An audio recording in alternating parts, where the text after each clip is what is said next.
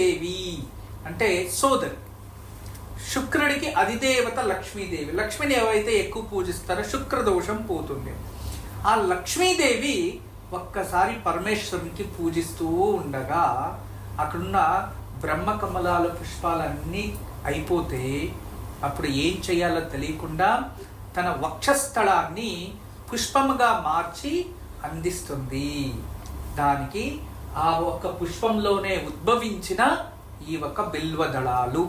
అందుకే లక్ష్మీ నివాస స్థానము ఎక్కడ అంటే బిల్వదళాల వెనుక భాగంలో లక్ష్మి ఉంటుంది.